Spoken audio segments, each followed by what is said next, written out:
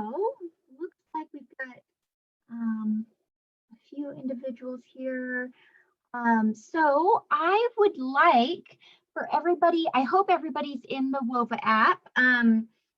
Please feel free to show your faces if you're open to that. I would prefer to see people's faces and just look at mine or my presentation the entire time. But welcome to this workshop. I hope you're all enjoying the Justice Conference. So I do have some polls in the WOVA app that I would like for everybody to complete within the next couple of minutes. So if you're not already in the WOVA app, go ahead and jump on in there in workshop area that I've got. And I can probably prompt these to make sure, but I'm going to have to do it on my other computer. So just working that out right now. Okay. All right. Excellent. Welcome. Anybody that's still coming in, welcome, welcome. All right, let's see.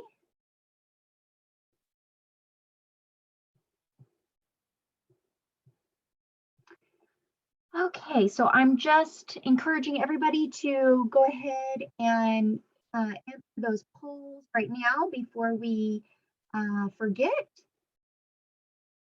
Ooh, well, the WOVA app is, or WOVA website, that's the one that we've all been using for the Ensure Justice Conference.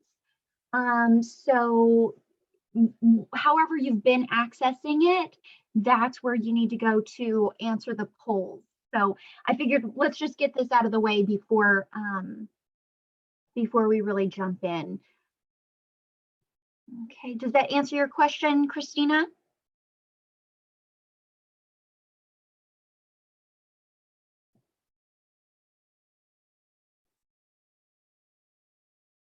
Oh, okay, I'm sorry. Yeah, the poll is just in the WOVA application, so I apologize. That's the only place that I've got it.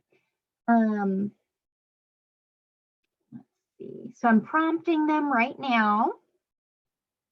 So hopefully you guys should be accessing those.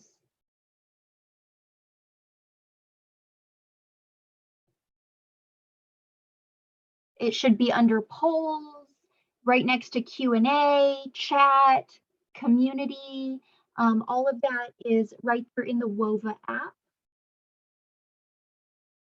Again, Karen, I think WOVA, W-H-O-V-A, that's the application that we've all been using for the Ensure Justice Conference.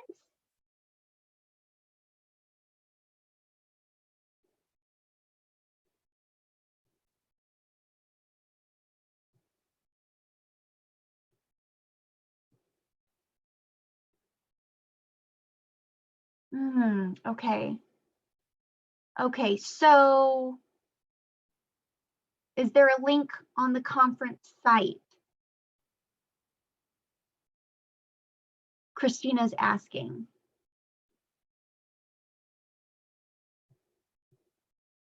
Do you have any suggestions for her? I'm not sure.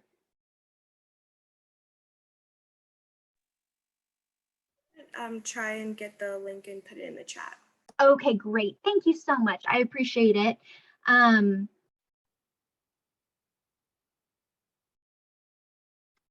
wow. Okay, I know it's difficult. We're all learning these new programs and processes, but I don't want to leave anybody behind, and I definitely want to get you guys' feedback. So thank you for letting us know that you're having trouble, and we're trying to access that link for you right now, okay?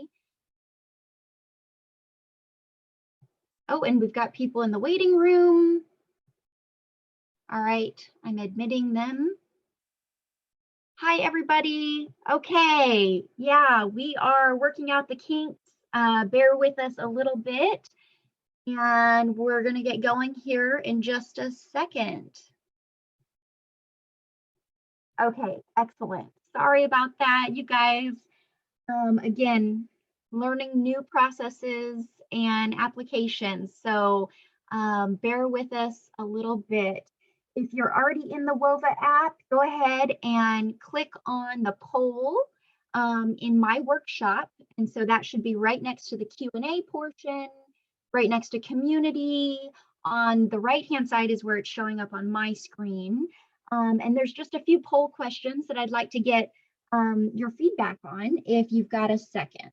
So go ahead and do that.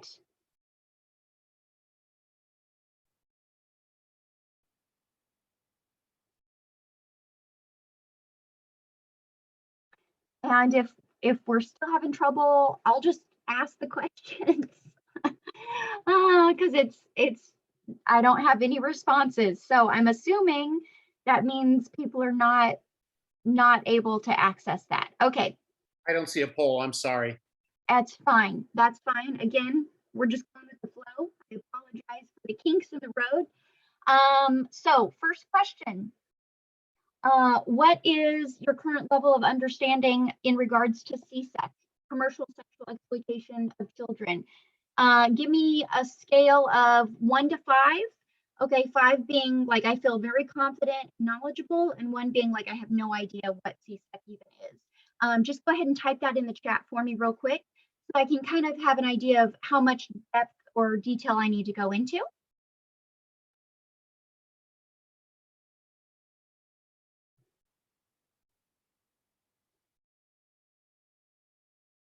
Okay.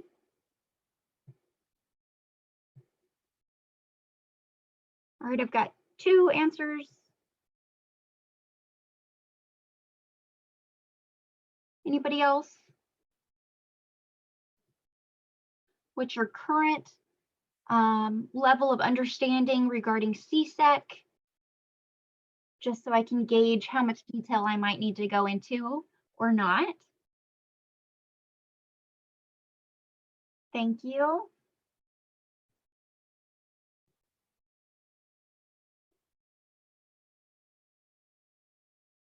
Okay. So next question, tell me, who you are. Just give me a quick snapshot. Are you a parent? Are you a faith leader? Are you a community member, a teacher?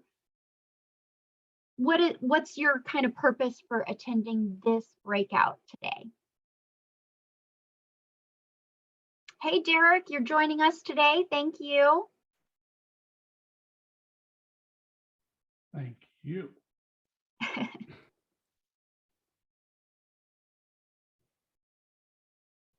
Okay. And so if you don't mind just introducing yourself, kind of, what your goal is for attending this workshop, talking about resilience, talking about CSEC, and how we can address this issue.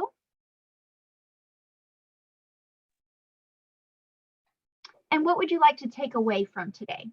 So just in a few words, a sentence. Thank you, Christina. She's an advocate, volunteer, excellent anti-HT global agency, also a faith leader. Thank you for your work. Appreciate it. Joe, thank you so much. Excellent. Wonderful. Okay, and it looks like we've got the WOVA link there if anybody wants to go in there. But again, if you can see the presentation and hear me okay, thank you. Thank you, parent and faith leader. Appreciate that. Excellent. I love kind of getting to know my audience. Wonderful. Anybody else before we jump in? Excellent. Wonderful. Kathy, thank you. Wonderful. Excellent. Okay. Well, I'm going to jump in then. Okay, the link failed. I apologize, guys. Yeah, we're just, again, kind of going with the flow. As long as you can hopefully see the presentation and hear me okay, that's all that matters, right? So, okay, excellent. Thanks, Derek. Okay, let's jump right in. Okay.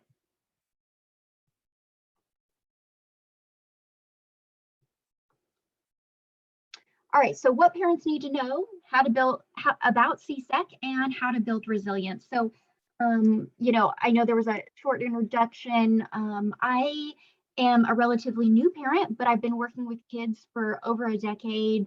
I am a mental health clinician. I am a licensed clinical social worker. I work for the Global Center as an adjunct professor, and I'm passionate about anti-trafficking work. That is what I'm here for and what I aim to do. So a few of the objectives here for this particular workshop, I want you to leave with a good knowledge of CSEC. If you don't already have that, it sounded like most people had a relatively good knowledge of it, and what some of the current trends are that are happening. I also want participants to be able to learn and how to help their children or youth build resilience, and actually giving you practical tips and knowledge to help your community. So I'm glad to see that there are faith leaders, teachers, along with parents and just concerned community members here in the audience today, because I want you to have some practical tools that you can use to help your community. So that was the goal for the poll, to kind of gauge your knowledge. Let's see if there's any other chats. Excellent. Okay, wonderful. Thank you guys for joining us again. Okay. Okay, so jumping in to some basics. So again, I'm going to be toggling between my computer with presentation and my home computer as well. So some basics, right? Commercial sex acts. This is anybody under the age of 18 are automatically considered a victim of CSEC, at least here in the United States. And specifically in California, we definitely identify them as victims and survivors versus, criminals or, some past terminology that used to be used that's degrading. We don't want to use any of that anymore. So it definitely falls under the human trafficking umbrella. It's now identified also as a child abuse issue. So specifically here in California, where I work and teach, in recent years at least, it was added into the welfare and institution codes, which is what the child abuse codes are under. And that specifically identified CSEC as an issue under the child abuse umbrella and can now be addressed from that child welfare perspective. So that's been a really amazing opportunity for different organizations, different groups to get highly involved in this work. So, moving forward in terms of that, and a few years back, AB 1227, which is Assembly Bill 1227 in California, now requires schools to actually provide some basic training, basic knowledge on human trafficking education to 7th through 12th grade students. But do we start there? Is that where we're really focusing our prevention efforts? I think we need to move a little bit deeper. And so that's my goal today, is to get you guys to think a little bit deeper about that. So in terms of what makes youth vulnerable, we know that environmental factors, family factors, and individual factors contribute, right? So some of the environmental factors that might be contributing to vulnerabilities for youth to fall into CSEC include, the community, right? So maybe there's gang involvement, maybe there's violence in the area. What about, we've been talking about the issue of racism, of, inequalities in our society, right? These are all elements that create a particular environment that creates that vulnerability for our youth. Bullying, right? That's going to create some vulnerabilities for our youth. And we know how prevalent that is nowadays with social media and internet access that kids have. The lack of resources, maybe child welfare or juvenile justice involvement. We heard from Judge Maria Hernandez this morning and some of the amazing work that they're doing.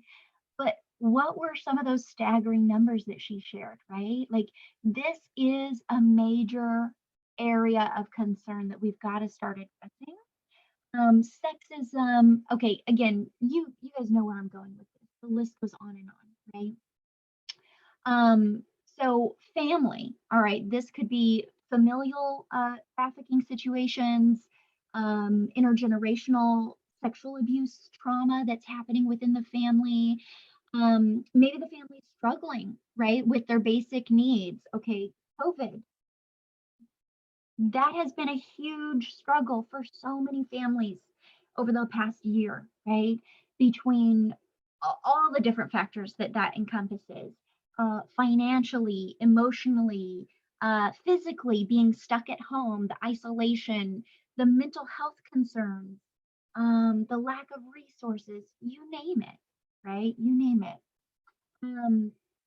Other familial issues might be, homelessness that the family might be experiencing, immigration status. We talked a little bit about that this morning as well. I think Paul Chang had mentioned that. That was amazing.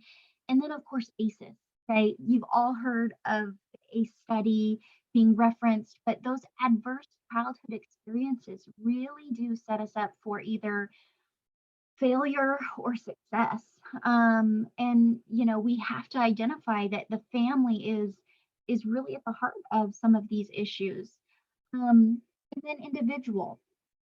So, a history of trauma that child might have experienced already at a young age, low self-esteem, developmental or physical disabilities. Again, Judge Hernandez mentioned that as well this morning, a common theme, and substance abuse, right? So definitely some areas that bring about some significant concern. I like to share this continuum of sexual abuse and CSEC because it really helps us identify how a youth can fall victim. And so how many of you have seen this before? Anybody? Just real quick in the chat, yes or no? Just love to get a little interaction here. Yes, okay, great. Again, I hate not being able to like see everybody's faces. Oh, I can see some now. That's wonderful. Thank you. So some of you may have already seen this before, but again, I think it can be helpful in identifying, how a youth can be identified so easily as a potential victim by a trafficker. Okay, great. I'm seeing lots of yeses. Wonderful. So can I skip forward then? I guess that's my next question. Everybody's feeling confident with this?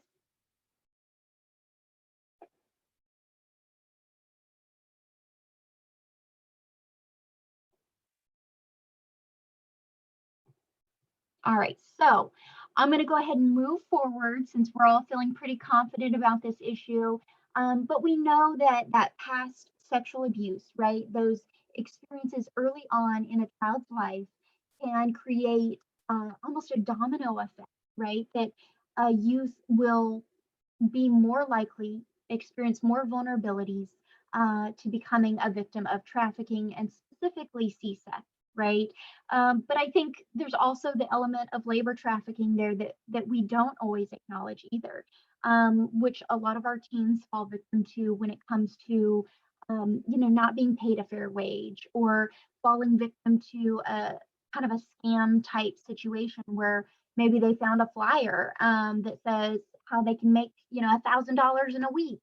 And, they're thinking, this is my way out of this abusive situation at home, or this is my way of getting ahead.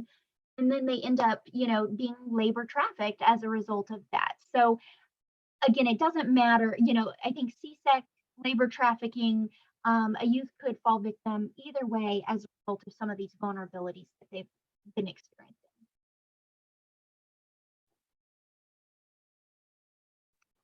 And so then we've come to our pandemic, right? This is the world we're living in right now. I mean, I don't think I ever imagined we would be working at home for a year and everything's virtual, learning, working, this isolation that people are experiencing. it's a whole different ball game that kids are working with, that parents are working with.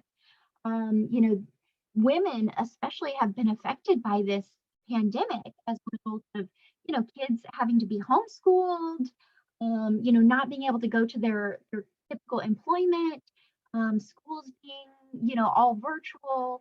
There's so many elements that are coming into play right now that we, you know, are experiencing such change. We've got to roll with the times, right? Changes that are happening. We've got to be ready and willing to adapt. So what are those current trends? What does that look like right now in terms of CSEC, in terms of statistics? You know, we've already heard some, but I'd like to share just a few here with you. So we've got NCMEC, which is the National Center for Missing and Exploited Children. They are, you know, kind of our almost clearinghouse for data when it comes to this issue. But over 17,000 reports of possible sex trafficking of children just in 2020. You know, these are some staggering statistics, right? 1 in 6 of those youth, again, this number has stayed relatively consistent over the years now. 1 in 6 of those missing youth that are reported to the National Center for Missing and Exploited Children are likely victims of CSEC, whether that's through survival sex, right? Using sex just as a way to meet their basic needs, or actual commercial sexual exploitation by a pimp or a trafficker. It's estimated that 7% of those victims are boys. And again, that's a very conservative number. You know, it's so hard to identify really the extent of victims that are out there that are male due to the stigma. And then a 28% increase in reports to the cyber tip line. This, I think, is really staggering because, you know, our kids are online, right? They're online almost all the time now. It's not just, oh, they get home from school and they are playing their video games, talking to people online, or have their cell phones, chatting with their friends, you know, text messaging, because I don't think most kids talk on the phone anymore. It's just not something that they really do. It's all through text or chats or that kind of thing.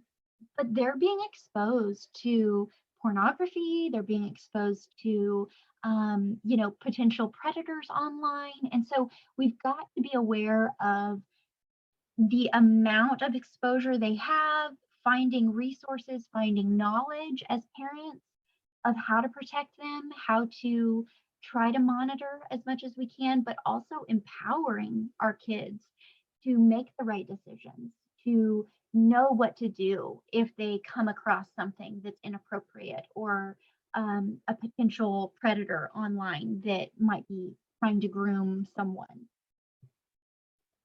All right, so am I doing okay? Any questions so far? Any concerns? Just nod your head yes or no. How are we doing? Feeling okay? Thumbs up? Excellent. Okay, just want to make sure. All right, mental health. So, you know, this is kind of where my realm kicks in here. So the World Health Organization estimates half of all mental health disorders begin by 14, but go untreated, right? So this is a major area of concern that we've got to identify when it comes to our kids being at home all the time, not having that same socialization, not having the same eyes on them that they used to. Depression and suicide, you know, these are some of the leading disabilities depression is, and then suicide is the 3rd leading cause of death for youth 15 to 19, according to the WHO. This is huge. This is very concerning, right? And then the NAMI, National Alliance on Mental Illness here in the United States, they say that 1 in 6 youth, US youth, experience a mental illness each year. And suicide is the 2nd leading cause here in the United States, 10 to 34 years old, right? So again, very concerning, especially due to the pandemic that we're in and the social isolation that people are experiencing. So I just want to bring that to your attention. I want you to think about those things, keep them in the back of your mind as we move forward. I do like to bring up the rumors just because I don't want you all to fall victim to these. It happens constantly on social media, whether it's Facebook, Instagram, Twitter, you name it. There's constantly rumors going around, which are fake news type situations, which are just, stories that are out there. These are some examples. I'm going to reference the pictures. The Wayfair, right? You all heard about that whole situation, I'm sure, selling kids by using expensive cabinets online. Hearing a baby crying nearby is a trap for exploiters to kidnap you. Maybe you've received some random text messages about a package that needs to be delivered, and you're to follow the instructions in order to receive that package, and that's a trap for kidnapping. Again, the white van, that's just kind of the typical scenario that people think of when they think of trafficking. Oh, it's somebody in a white van that's gonna kidnap, my child, which is not typical. These are not the typical ways that kids are trafficked. We see children trafficked by their family, by people that they love and or trust.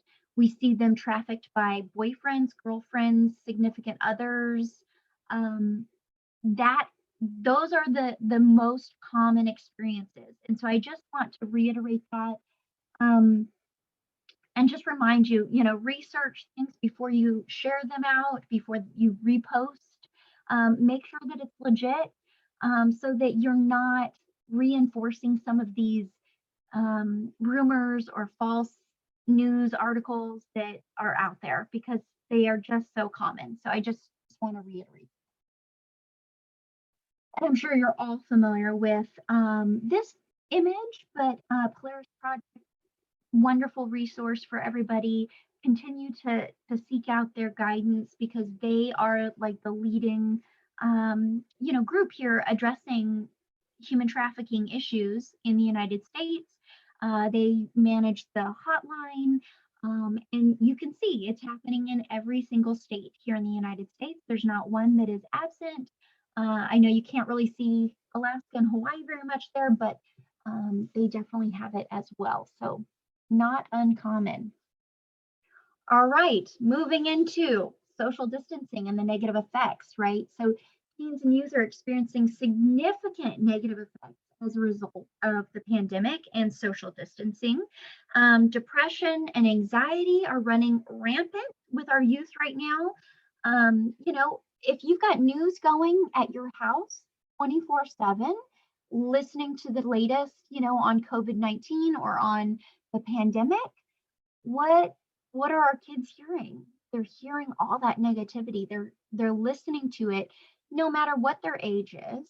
Our kids are internalizing these things in our home environments. And so I just really want to encourage you, pay attention to those things. Think about, how much of it you're exposing yourself to for your own mental health, but also your kids, or kids in your home environment or in your community, and encouraging parents that you work with maybe to really limit that, because it does take a toll on our mental health. And then if we're looking at youth in general, these are some of the typical developmental needs that they have, right? They have this biological maturation that's happening. They're changing, their hormones are kicking in, all that stuff's happening.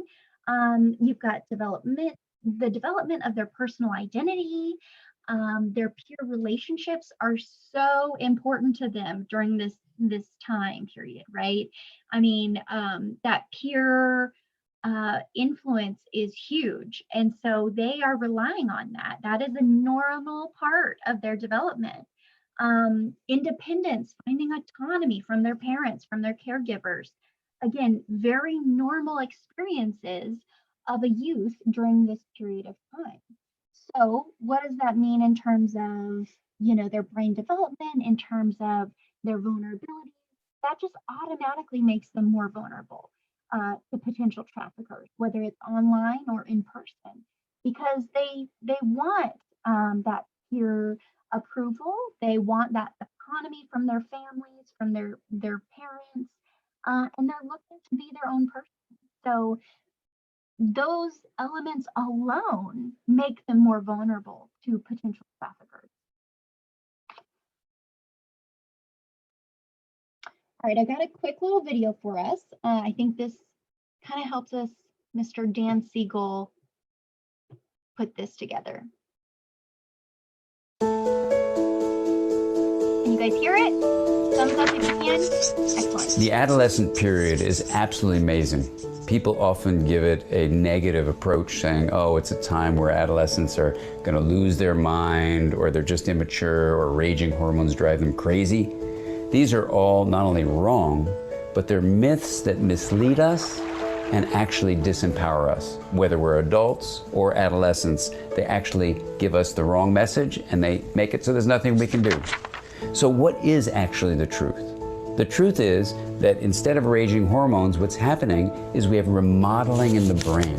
In ways we never could have predicted, we now understand two big things are happening in the brain. Things you as an adult can support adolescents in developing well, and if you're an adolescent, you actually can use this to help your brain grow in an optimal way. What are those two things? The brain is pruning itself. So imagine that in childhood, you're growing like a tree and establishing all these branches and all these leaves are growing. In the brain, that means connections among the basic cell, the neuron, called synapses, are being established. And you're soaking in the knowledge of the world, and that's beautiful. The tree is just growing, growing, growing. But then what happens that surprised everyone is the brain begins to prune itself. You start carving away some of those leaves, some of the smaller branches, even some of the larger branches. And the reason for the pruning is to specialize the brain.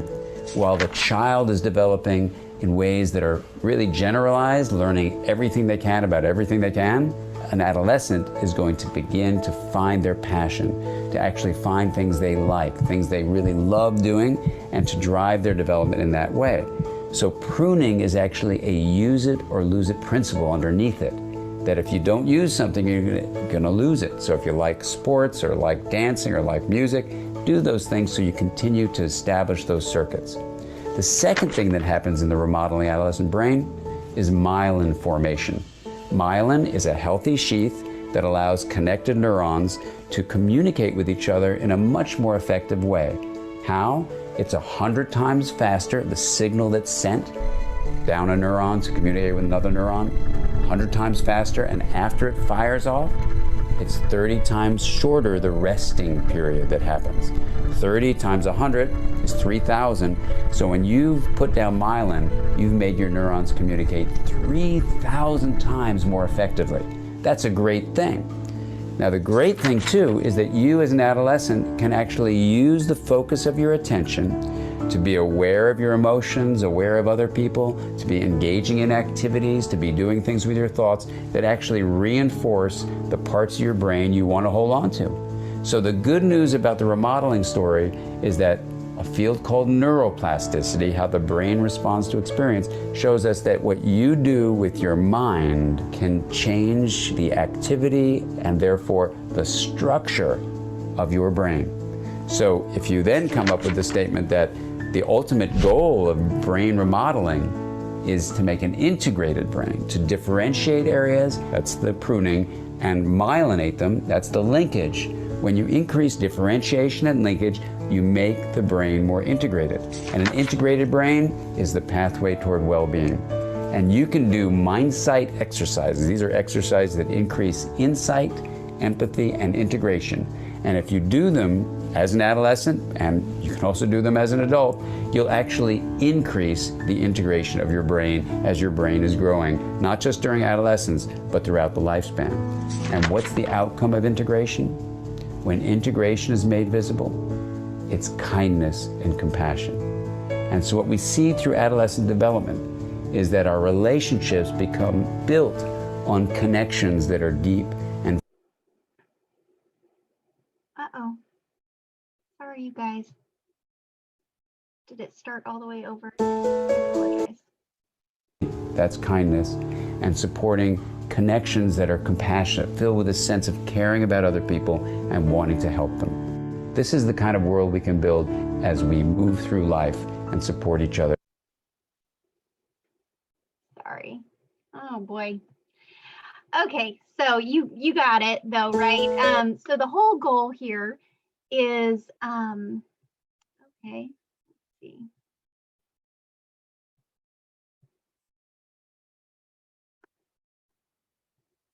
Okay. Go back to my presentation. How do we do that? Saying, oh, it's a time where adolescents are in our development.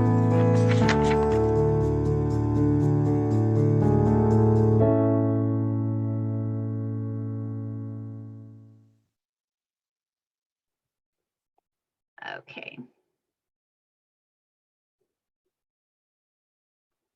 Okay. So I love that video because I think it's very helpful to identify, you know, that the youth that we're working with, the kids in our homes, teenagers in general, you know, yes, they have all these vulnerabilities. Yes, it can be super difficult to work with them sometimes. But as we saw in Dan's video, there's also some really amazing things that can happen out of that time. And so this is where I want to jump into, like, really identifying how we can build that resiliency, how we can build that kindness, that empathy. And I think this is a great quote to start off, in that, you know, the best defense against human trafficking are healthy families and strong communities. I cannot agree with this more. I want to see this happen in every community across the nation and the world. Like, that is my goal. So let's jump in. All right. How can we help build resilience? So psychologists define resilience as the process of adapting well in the face of adversity, trauma, tragedy, threats, or significant sources of stress, such as family relationship problems, serious health problems, or workplace and financial stressors. As much as resilience involves bouncing back, right, from these difficult experiences, it can also involve profound personal growth. So that is a quote from the American Psychological Association on resiliency, because I think it's important to identify, what does that look like, right? It is this bouncing back idea, but also it involves growth. Okay, so I want you to remember that, because sometimes, you know, we forget about that piece of it. It's not just about the bouncing back. It is also about growing from our experiences and moving forward. So I know this isn't the greatest graphic, but it's what I could come up with. Anyways, according to the APA, the American Psychological Association, there are 4 core components to building resiliency. So building resiliency takes time and effort, just like building our muscles, right? And we saw the image of the brain, like building its muscles, right? Same idea here in terms of resiliency. It takes time and effort on our part, as the adults, the important caring people in the lives of our kids. And it also takes, you know, effort in terms of, you know, kids really putting in a little bit of effort on their own as well. Again, with our encouragement of empowerment and focus on that. Building strong emotional connections. This is an important element of resiliency. So I think it's in a couple slides, but there's a video, if we have time, I'll show it, about, you know, the power of one, right? Having one key person, one caring adult in your life can make the biggest difference for a child. And so you could be that one caring adult. And I just want to encourage you all, like, if you're feeling burnt out, if you're feeling tired, or like, you know, gosh, is what I'm doing making a difference for this kid or for my child or whatever it might be, yes, it is. If you are putting in the effort and the time and just showing that you care, that could be the one thing that makes a difference for that child. Also wellness, right? So promoting health and wellness, also promoting healthy risk taking. And I'll talk more about this in the plenary at the next session. But teaching problem solving for our kids, identifying emotions, modeling appropriate coping skills, right? As parents, as caregivers, as caring adults in their lives. If we're showing them that we can't handle feeling upset and frustrated because we're flying off the handle, what are our expectations for them? It shouldn't be anything less than, what we have for our own selves. And so really just identifying that like we are constantly modeling for them, whether we like it or not, right? Again, I have a 1-year-old son, and I'm constantly reminding myself that I am modeling for him what I want to see of him. So it's not easy. I understand it. It's not easy. There are times that we get frustrated, but remembering that and also identifying that it's okay to make mistakes, right? So showing our kids too that we can embrace our mistakes and again grow from that. That's what builds resiliency. Being optimistic, having a positive perspective on the world, on life. I mentioned earlier about the news, about the media and how negative things have been over the last year. If that's all we're ingesting, that's what's going to come out. And so I just want to encourage you, take a look at that.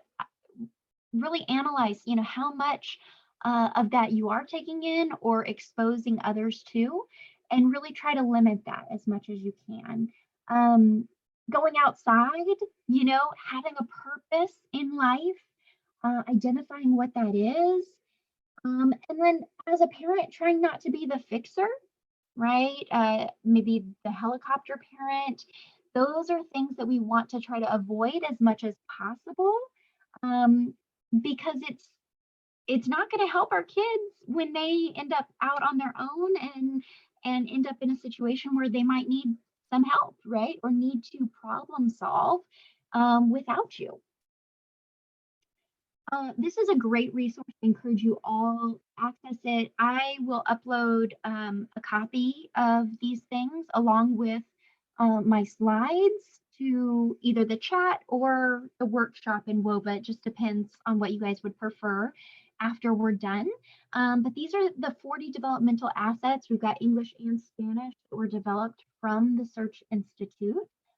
Really amazing resource to start that process of how can I develop assets in my child, in my students, in my community members, right? You heard me mention the ACE study earlier, and multiple people have talked about it already throughout the conference. These are just some key elements that I think are important, to remember, because the higher your ACE score, the earlier, earlier possible death, people might experience, more likely they are to have chances of IV drug use, of other increased factors for health risks along the way. So, these are some key elements that they've given us of how we can help ourselves. How can we help our community in that? Yes, please go ahead and send questions too if you're having any issues. Or any questions along the way. Okay, so we can go through and answer those as well. So moving forward, positive parenting techniques. These are important elements. We want to build healthy families, healthy kids who turn into healthy adults for our society, right? These are so important when we're working with families or our community members.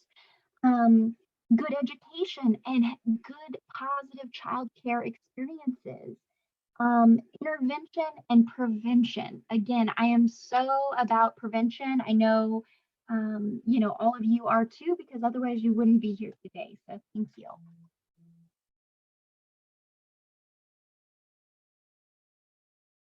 Okay. I don't think we're going to have time for this, so I'm going to skip it. But again, it'll be in the slides. You can look at it later at your convenience. So primary prevention, net smart. I hope you're all familiar with this. And if you're not, check it out. It is a wonderful free, I said it right, free resource. They've got all kinds of resources for parents, for teachers, law enforcement, that are completely free to download and access. They also have netsmartskids.org, which is, again, completely free resource for kids to get connected, learn social media safety, learn online safety, how to identify predators online, you name it. It's wonderful. Please access it. Again, there's so many great resources out there, but this is one I highly encourage you to access and to encourage anybody else in your realm of influence to access, because it's there. We've already paid for it with our tax dollars. Use it. All right.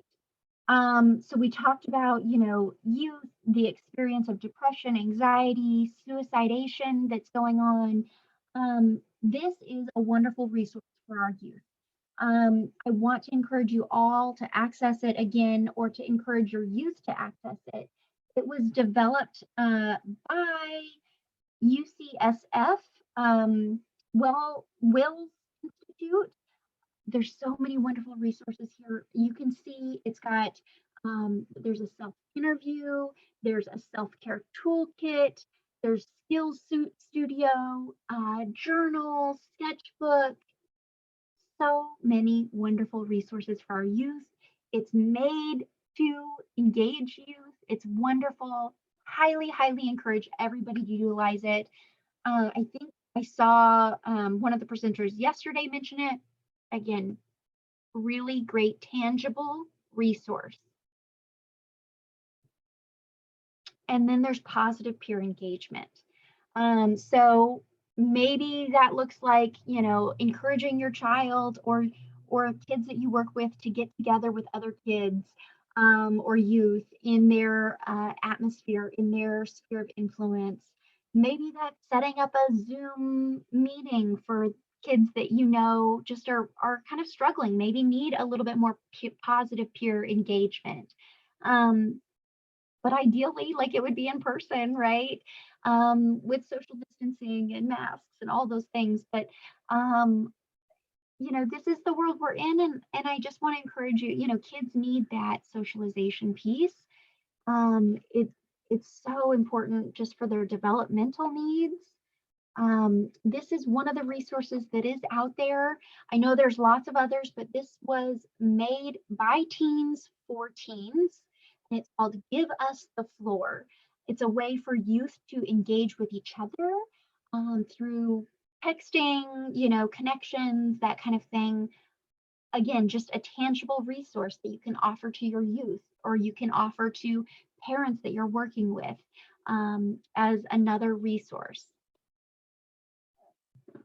All right, I know we're running out of time, so practical tips for caring adults who want to help. Basics here. All right, spend one-on-one time. All right, no matter what their age is, it makes a difference. Spend that one-on-one time, whether you're a parent, a teacher, a community member, a faith leader. Begin to really take charge of developing more resilient children and healthy families and individuals by, you know, spending that quality time. Put your phone down, right? They are watching every move we make. I know it's difficult. I am right there with you, you know, but it's important to put our phone down and just spend that quality time face to face, even if it's just 10 minutes a day. It makes a difference. Encouraging that healthy risk taking. You know, again, I know, you know, it can be hard to do that. Sometimes we want to be the fixer. We want to helicopter in and protect our kids from all the dangers that are out there, but that's ultimately not going to help them become problem solvers. That's not going to help them, really learn how to deal with these situations and feel empowered to help themselves or their friends if they were to be in a situation. So we really want to lead children to learn to do that problem solving on their own. To think about just think about getting directions, right? Nowadays, I don't think a kid would know how to get directions, how to even find directions somewhere if they didn't have their smartphone to be able to say, hey, Google, or hey, Siri, give me directions to Starbucks or whatever it is. So we've got to think about those things. Some of technology has taken away some of those normal developmental milestones that we experienced as kids. So just keeping that in mind. Again, tangible things. Label your emotions with kids. Identify their emotions. Demonstrate your own coping skills and strategies, showing them that we are modeling, for them what it is to be healthy in terms of dealing with anger. Anger is a normal, healthy emotion. It's normal. But how are we dealing with that? How are we coping with that? Showing them that we can manage that in a healthy way is so important. And if we make a mistake, embracing it. Again, that growing from learning experiences, growing from adversity, being optimistic, having that positive perspective on life and the world, even if that's not natural or normal for you. It's important to be reminded of that. Model it, right? Get outside, go for a walk, take the kids out to the park, go, do something active. It makes a difference in our mental health. It makes a difference in, how we feel about the world, how we see the world. I can go on and on. All right, developing a growth mindset. Coming to the end here. Carol Dweck is a pioneer researcher in motivation, like individual motivation, and she has a great TED Talk on the topic. And so I would encourage you to seek that out if you're interested. But she talks about developing a growth mindset. And this is a chance to learn and grow for our kids, but also for ourselves, right? Instead of looking at failure as a permanent fixed situation or a negative situation, you can use it as a turning point, maybe as a pivot, as a way to solve new problems in life.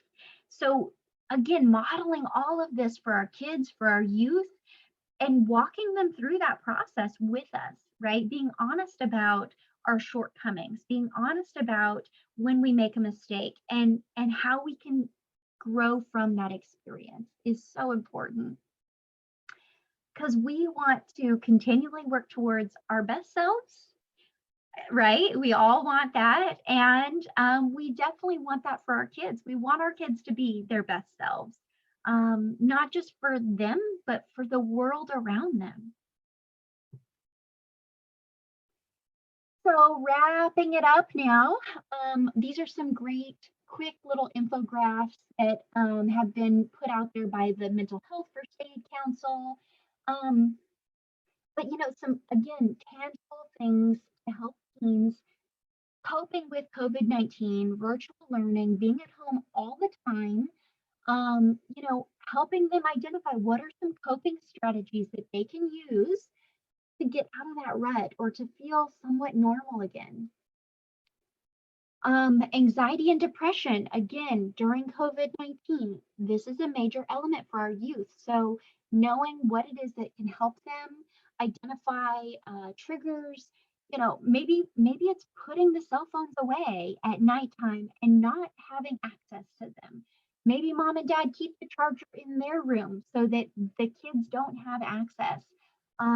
Again, for computers as well, whatever it might be, smart TVs nowadays have access to online stuff. So, there's just so many ways kids can get engulfed in things and be taken advantage of, or get caught up in the negativity of the world around us, that we've got to protect them whatever ways we can and help encourage them to learn how to be safe. I mentioned the Search Institute earlier, but I definitely want to encourage you, go seek out more of their resources on developmental asset building tools and resources there. Again, great resources that are actual tangible things you can use. We've run out of time. So, here are my resources. Again, I will share my presentation with you all. But if you have any questions, hopefully I can answer some of those before we have to leave. Okay, Miss Lydia, hi, nice to see you. You posted a question in here. Okay, so do you think there is a certain appropriate age to talk to children about CSEC? I think the sooner the better. Obviously, you want to make it age appropriate for them. Starting to have, talks about body safety from an early age. I mean, I'm starting to talk to my son, who's 1 year old, about, what elements are on his body and who's appropriate to touch his body and not appropriate to touch his body. And making sure that kids are empowered in that way. Our next session, the plenary, is going to go into more depth about that. And so I want to encourage you, stay tuned, because we will talk more about that in just a few minutes. So I'll cap it there, okay? Anybody else? Questions? Clarifications? You can unmute yourself if you'd like, if that's easier or quicker. Happy to answer anything before we leave.